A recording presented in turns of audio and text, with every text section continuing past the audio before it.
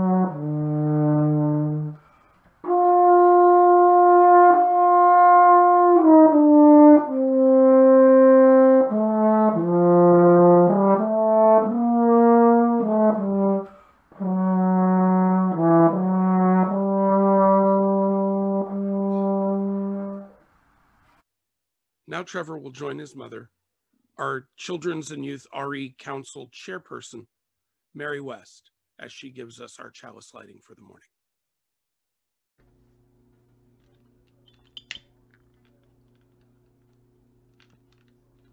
We light this chalice as a mirror of the dawn, a new light to signal a new day of our time together. We each bring with us a small spark of this fire, our own life force burning in us. And this flame is a symbol of our community burning together in shared vision and hope. We light this chalice not in fear of the dark, but in recognition that light and dark are used for different things by all living things, and to show that this is a time for togetherness.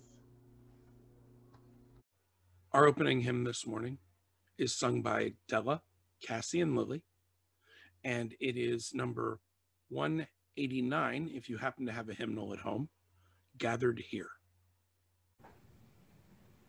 Gathered here in the mystery of the hour, gathered here in one strong body, gathered here in the struggle and the power, Spirit, draw near.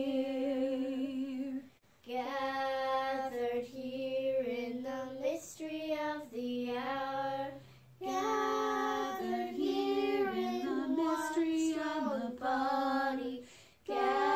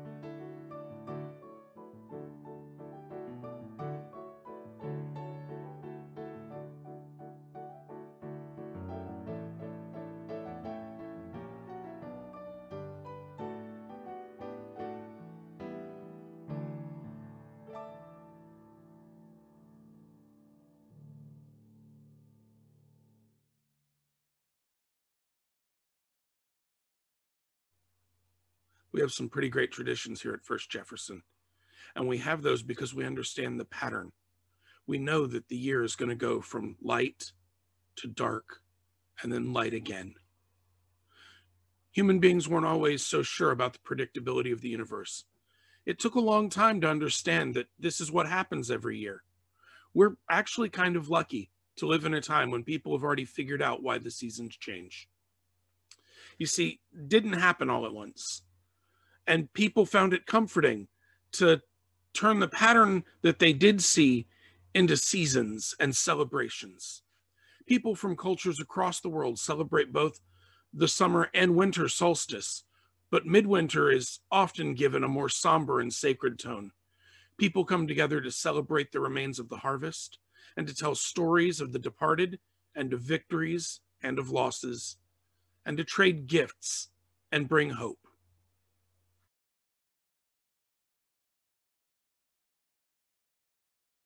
You'll often hear people say the solstice is the shortest day of the year, but we use the word day to mean a lot of different things depending on context.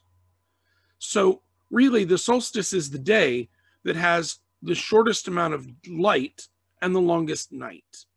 For those of us north of the equator, that happens about December 21st. Now, here in North Texas, that means that our daylight hours are only going to be about 10 hours, and the night is going to be 14 hours long. But see, closer to the equator, it's a lot more even. Whereas if you go north to, say, Minnesota, it's more like 15 hours of night. In southern Alaska, they only have a few hours of daylight, and the sun barely rises above the horizon line at all. In one particular city in Alaska, the name of which I can't even pronounce, it's 71 degrees north latitude inside the Arctic Circle, and the sun never even rises above the horizon. It's dark for 2 whole months.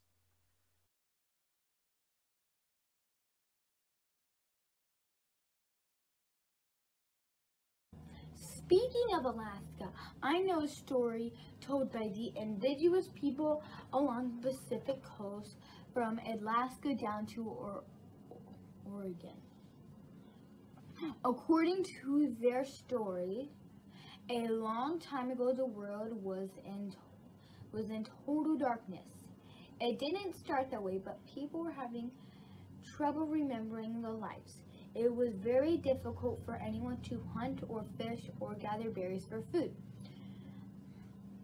An old man lived along the banks of a stream with his daughter, who may have been very beautiful or possibly quite homely. This didn't matter to her father. Of course, it was dark after all. And who can tell? The reason the world was dark is that the old man kept a large box, and in that box was another box, and in that box was another box, and so on through many, many boxes. In the very last box was all the light in the universe, the sun and the moon and fire, and the old man selfishly kept the treasure all to himself. The raven had existed from the beginning of time and gotten tired of groping around and bumping into things in the dark. Eventually, the raven came upon the home of the old man and his daughter. Through his sneakiness, the raven overheard the old man talking about his great treasure. At once, the raven vowed to steal the lights. But there was the house and all the boxes to get through, and the man and his daughter to sneak past. So Raven disguised himself as a human baby. Well, almost human, but it was too dark. And Raven lied down on the doorstep and cried. The young woman took pity on him and brought him in as her son. Even though he had a rather strange appearance, the old man loved him, but the old man threatened dire punishment if he'd ever touched this presaged large box. As the grandfathers always do, though, he eventually gave in and gave the child the biggest box to play with. This brought peace to the hut for a little while, but soon Raven made his demands again, and it worked. So again and again, Raven cried, and the old man conceded until finally one box remained. Now, Raven Child begged and begged to be allowed to hold the light just for a moment. In time, the old man yielded and lifted from the box a warm and glowing sphere, which he threw to his grandson. As the light was moving towards him, the human child transformed into a giant, black, shadowy bird form, wings spread, ready for flight, and beak opening in anticipation. As the beautiful ball of light reached him, the raven captured it in his beak. Moving his powerful wings, he burst through the chimney and escaped into the darkness with his stolen treasure. Carrying it into the sky, he placed the sun and the moon in the sky for safekeeping, and brought a little light down to the people as well. And that is how light returned to the universe.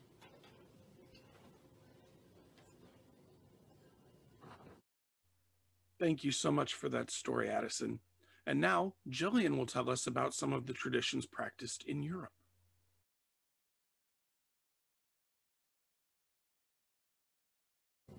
Solstice was celebrated all over Europe, where legends would spread from town to town across borders and get mixed up. It is hard to even know where some of them started, like Father Yule, the magical old man with the beard who brings presents to children in the middle of the night. No, not Santa Claus, Odin. You see, before there was a St. Nicholas, the people in Northern Europe already celebrated the winter solstice, where they called it Yule, by setting out a sock or shoes with the expectation that Odin would leave them a gift if they had been good or kind. He would dress in a brightly colored fur-lined coat and travel all over the known world, seeming to be everywhere at once. His gifts were made by his helpers far to the north, where it was always frozen, and he rode out in the night of Yule on his 8-legged steed and round up lost souls and welcomed the sun as it began its new cycle, climbing higher in the sky over the next 6 months. These ancient people would decorate their homes with evergreen branches and sometimes even whole small trees to try and harness their ability to stay vibrant through the winter. They also decorated with holly, which is an evergreen bush said to be sacred to Odin's wife, Freya. There would be a drinking of apple cider, and they would keep a fire going both to provide warmth and to keep the goblins from coming down the chimney. In some communities, Yule lasted for 12 days, as people waited to see proof that the days were getting longer again. Celebrations lasting a week or more were common, whether it was Yule of the cold north or Saturnilla of the Romans, celebrating the invincibility of the sun god. In many cultures, they believed in goblins who lived underground for the fear of the sun, but they would come out on the coldest, longest nights to cause trouble. In many places, decorating the outside of the house seems to have started as a way to distract or confuse these magical beasts until the sun could rise again. For instance, in parts of Greece, they used hang colanders by their door, thinking that the local goblins would be distracted by trying to count the holes. So many of the things that we think of as Christmas are reflections of older traditions, magically changed to keep up with the modern imagination. Odin was said to be able to change his shape to whatever he wanted, so who says he still doesn't visit some houses and sleighs pulled by reindeer? Thank you, Jillian. Also out of Europe comes a lot of the music that we consider to be traditional Christmas music. I'm going to ask Trevor to come back and play for us The Holly and the Ivy.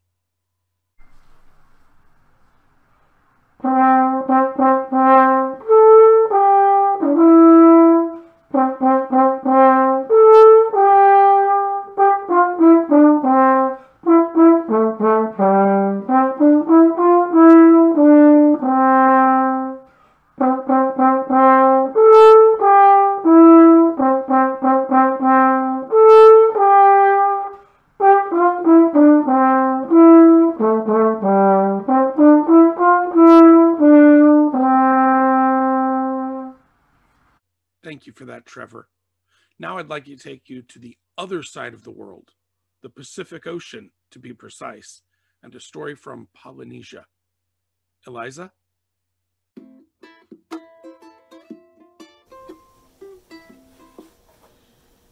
Maybe you remember Maui singing about how he lassoed the sun to stretch the day. This is the story of how Maui captured the sun and became known as the spreader of light.